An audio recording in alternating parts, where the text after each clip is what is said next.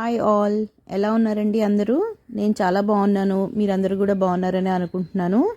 ఇది ఏంటనుకుంటున్నారు, నేను స్వామి సమర్థ గుడికి వెళ్ళానండి. మా ఇంటి దగ్గరలోనే స్వామి సమర్థ తెలుసు కదా, గురువు అంటారు ఆయన్ని కూడా. సాయిబాబా లాగానే మనం ఈయనను కూడా స్వామి సమర్థ కూడా ఒక గురువే.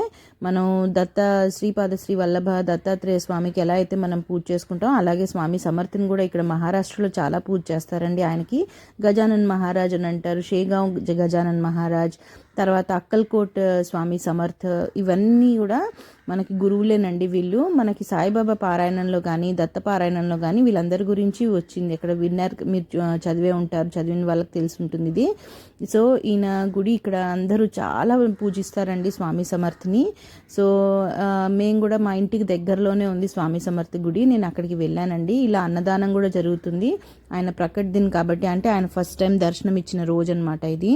సో ఆ ప్రకట్ దిన్ నాడు మేమందరం, మొన్న రాత్రి అయింది ఇది, మేము వెళ్ళి చక్కగా స్వామి దర్శనం చేసుకొని, అక్కడ చూశారు కదా గుడిలో స్వామి సమర్థ్ అను దత్త, ఇటు ఆయన ఎదురుగానే ఇటువైపు దత్తాత్రేయుల వారిది కూడా విగ్రహం ఉంటుంది.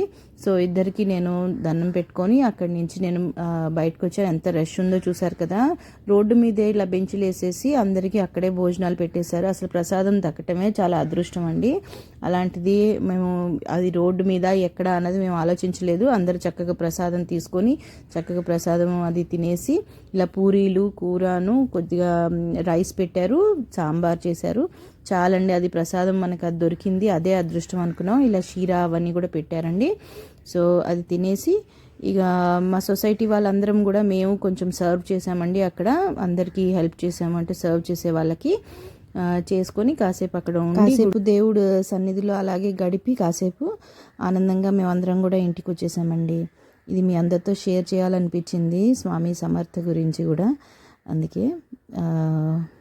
అంతేనండి వాళ్ళ వీడియో. Thank you, bye.